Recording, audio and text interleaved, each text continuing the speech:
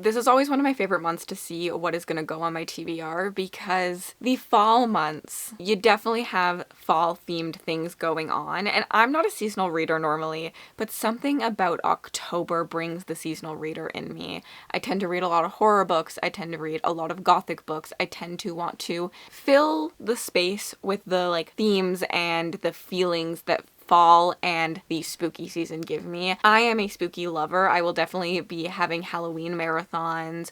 We typically always go to some big haunted house throughout the month. But I do think it's really important to still take care of yourself because we are scaring ourselves a lot this month. We've got the spooks and the scares and the cozy vibes, and take care of yourself throughout that. And the sponsor of today's video is definitely going to help us do that. One of my favorite brands to continually work with has been Bellesa. And yes, I'm working with them again, and my friends at Bellesa and I are literally giving out vibrators to anyone who signs up for my giveaway. Bellesa is a bi-woman company that celebrates all things sexual wellness, and their mission is to have everyone embrace, explore, and celebrate their sexuality, and I personally think they've done a wonderful job with it. Today they've sent me their first collection of silent toys, which means discretion is in your hands. Like, you can barely even hear that.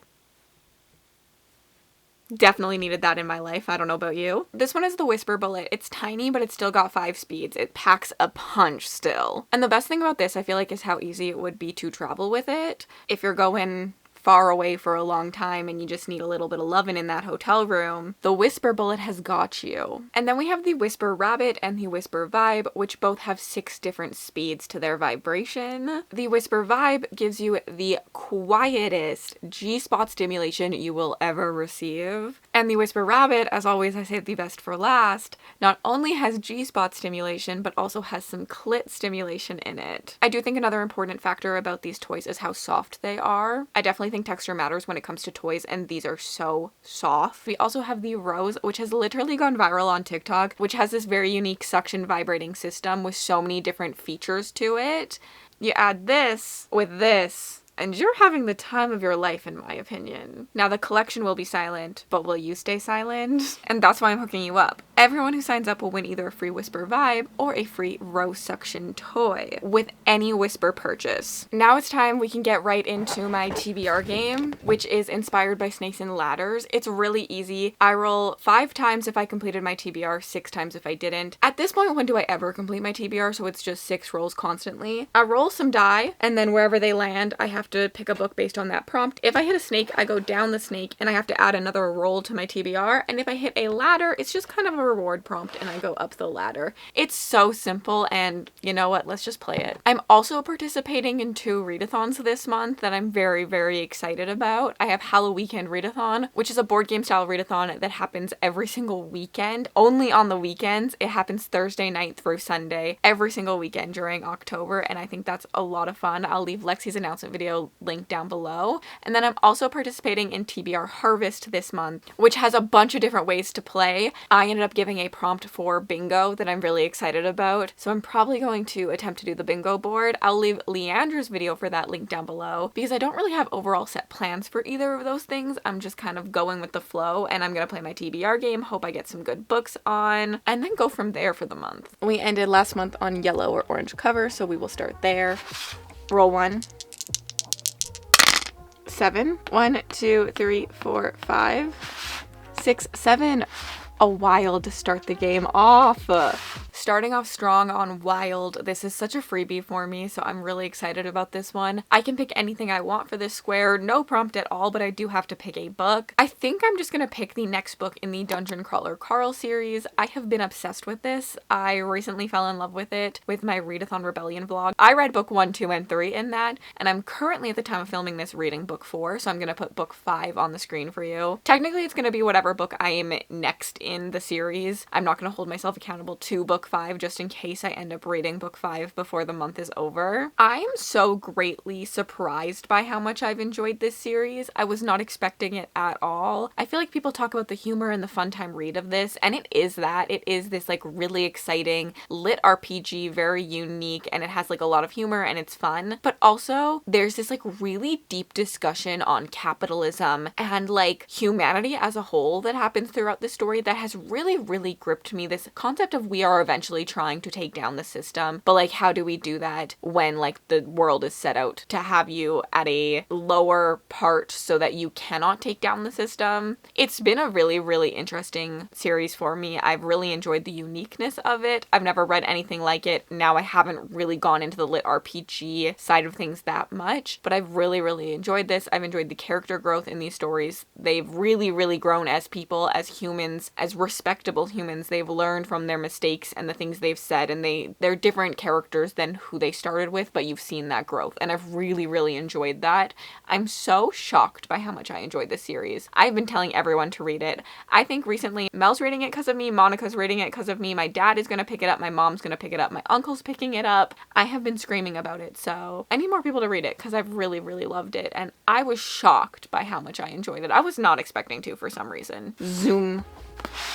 Roll 2. 6.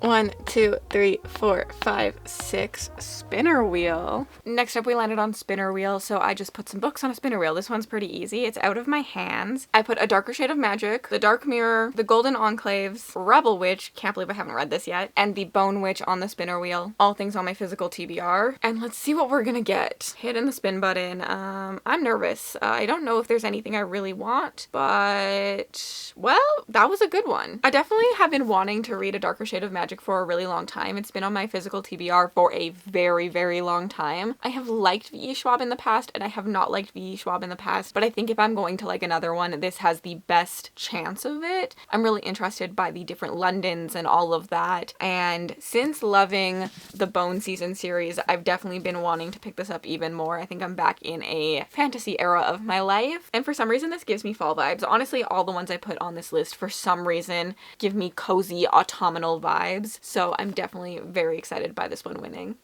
Roll 3. 6 again. 1, 2, 3, 4, 5, 6. A spooky book, but a snake. Zoom. Okay, we landed on spooky, which is a snake, but it's the perfect time to land on this square with it being October. Honestly, I'm kind of not reading a lot of horror right now, so I've put this book on my TBR time and time again. I've definitely been in a fantasy mood more than a horror mood, and even right now I'm kind of wanting to pick up more like academia books and like the ones with the vibe of autumn, not necessarily like straight up horror, but I do really, really want to read this book, which is why I keep putting it on my TBR. But Play Nice by Rachel Harrison. I have loved a Rachel Harrison, like loved a Rachel Harrison, and disliked everything else from her. But Play Nice feels like another one that I could love. It feels campy. It feels like a really good blend of things that I could like. It reminds me of Home Before Dark by Riley Sager, but a little bit more campy. We follow our main character who grew up in a haunted house, and when her parents pass away, the house ends up going to her, and she decides she's going to flip the house. And as she flips it, she learns a little bit more about what was happening as she grew up and what's happening with the house. The writing in the synopsis feels campy, and I just feel like I could really, really enjoy this one. So I just need to sit down and read it because I don't want to go a year without reading it. So I really, really need to read it. Roll 4. 8.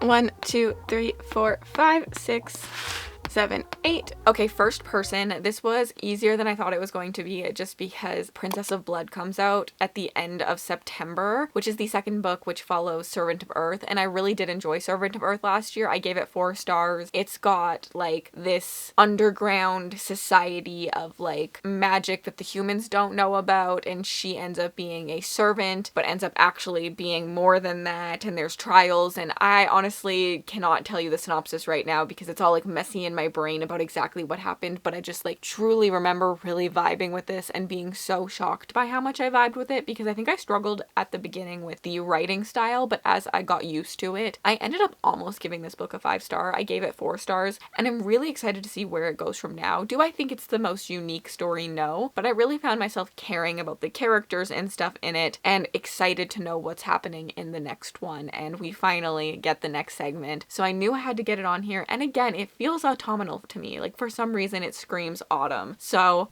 excited that I will be reading this new release as it comes out, because I don't need things to be this book. This one right here that I haven't read yet, the farther I get away from reading it, for some reason the longer then it sits. So I need to read things as they come out, or else they sit on my shelves for far too long, and I really do need to read this. This might be the time that I read this too, even though I haven't put it on my TBR yet. Roll 5.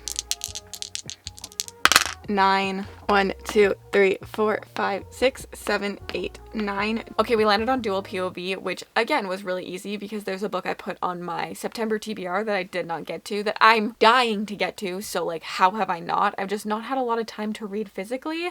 And truly, I don't know if I'm going to have that in October. We get a new house at the end of September. So we're moving the first 2 weeks of October. And then I'm away on the vacation for the last 2 weeks of October. So will I physically read? I don't know. But if I do have the time, this would be one I would love to read, which is Eldritch, which is the second book that follows Anathema. Anathema was a 3-star for me, but was a book that has stuck with me so hard. The vibes in this one are immaculate. If you want slow, yearning, gothic story, this is what you pick up. And he is so morally gray. Like, if you want that with yearning, pick this one up. It is really, really good. It's a book that I have such fond thoughts of. It stuck with me so much that I'm hoping that I just like love Eldritch and it like makes Anathema go higher in my head as well, because Anathema already feels like more than a 3-star to me just because of how much it stuck with me. It felt very unique. It felt very beautiful. It's beautifully written, has like really good writing. In Anathema, we follow our main character who lives in a small town, and they believe that there are these woods that if you go into, you die. Like there's something in there like killing people off, and they're very superstitious about it. But our main character was found as a baby on the edge of that wood, so they also are superstitious about her, and they think that she belongs to the woods. And as she's grown up, she has faced prejudice because of that, but now they're learning what's actually on the other side of these eating woods. I can't wait to continue. Like, honestly, I'm so ready to be sucked back into this world. Roll 6. 9 again. 1, 2, 3, 4, 5. 6, 7, 8, 9. For gods, I decided to make this the square that my patron gets to vote on. They get to vote on one thing for my TBR every single month, and so I gave them 4 options. I gave them Things Gods Break, which is a sequel. I gave them The Deathless Ones, which is a new author to me. I gave them City of Lies and Legends, again a sequel, and Tempest of Wrath and Vengeance, which is also a sequel. Honestly, most of the time when I do these polls, there's something I really want to win. There wasn't this time, so it was kind of like a freebie. I'm shocked by what won. I actually thought Tempest of Wrath and Vengeance or City of Lies and Legends would win, but Deathless Ones won, and that's exciting to me because it is an author that I've wanted to try. It is a story that I'm really excited about. It feels very this season. I think we follow our main character who dies and then ends up making a deal with like a demon or a god for her like vengeance and to come back to life, and that's kind of all I know about it, but I've just like felt very intrigued by this, especially with the cover. I think the cover is really pretty, so I'm really excited about this one. I don't think it has an audiobook, so I'm really gonna struggle because I know I need audiobooks this month, and I'm not sure how many I put on my TBR because we're gonna be painting a whole house. Like, we're planning on painting this whole house that we just bought, so I need to put like headphones on and listen to an audiobook, but I believe I will have to physically read this one. So like, maybe not the best choice for that, but a choice I'm really, really, really excited in. And hopefully our last roll. 7. 1, 2, 3, 4, 5, 6, 7. Human. And on our last roll, we got Human, and I'm gonna put the Not So Indie archive book on here, which is the book club I run with Mel from Eleanor Reads on our Patreon, and I will be reading Soul Searching by Lila Sage. I am so incredibly excited for this one. I fell in love with Lila Sage earlier this year. I like loved her entire other contemporary romance series, and I know this is kind of in the same world, but a little bit different. I'm really excited because this has ghosts in it. Our main character is still human, but she's going back to her small town that she grew up in, and it's haunted, and I think there's like a paranormal element to it. I'm not 100% sure. I just know Lila Sage wrote characters that I really cared about, and also like themes within her stories that I really related to, and that's what really carried me through her stories so much. And I will probably read anything she writes at this point, so I am very, very, very excited for this one. I think it's going to be 5 stars. I'm really excited to read it with all my patrons and talk in the Discord about it and things like that. Definitely very excited for this one. I do have one last book that I am talking about because I did not read it last month, and it is my Patreon read-along that we're doing right now of the Witchland series. I was supposed to read Wind Witch,